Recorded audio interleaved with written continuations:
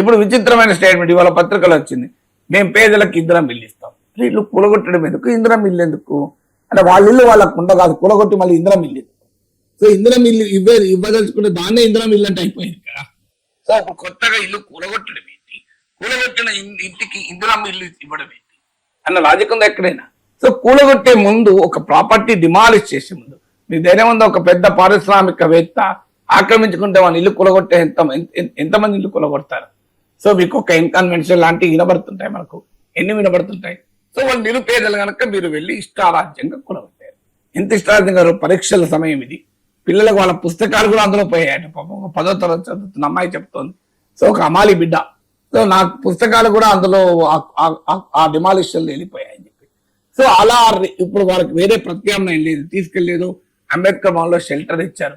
ఇప్పుడు నిజంగానే మీకు ఇందులో ఇల్లు ఇవ్వాలి ఇస్తామని ఆలోచన ఉంటే ఒక 6 నెలలు 7 రోజులు టైం తీసుకొని దాని ఇందిరా మిల్లు ఇచ్చి ఆ ఇళ్లకు మూవ్ చేసి దీన్ని కూల్చిన అర్థం ఉండేది. కూల్చిన తర్వాత ఇందిరా మిల్లు ఇస్తామని ఎందుకంటున్నారు.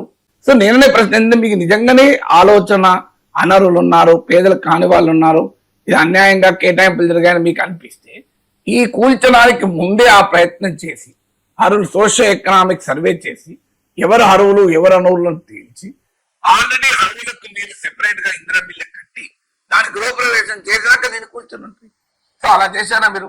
ఇప్పుడు మీకు అనర్హులని చెప్పి మీరు అర్హులైనా అనర్హులైన వాళ్ళు మనుషులే కదా, మీరు వాళ్ళని అర్ధాంతరంగా నిర్దాక్షిణ్యంగా మీరు ఇల్లు కూల్చేసి వాళ్ళకి ఇల్లు లేకుండా చేస్తే వాళ్ళు ఎలా బతుకుతారు కుటుంబాలు? ఈ కామన్ సెన్స్ ఎందుకు ఉండదు వ్యవస్థకు, ప్రభుత్వానికి అనేది?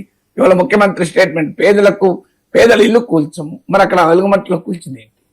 జస్టిస్ విఆర్ కృష్ణయ్యర్ ఒక సుప్రీంకోర్టు తీర్పులో అంటారు, what is illegal can also be justifiable అంటాడు. అంటే కొన్ని చట్ట విరుద్ధమైనవి కావచ్చు కానీ అది న్యాయసమ్మతమైంది అని అంటాడు.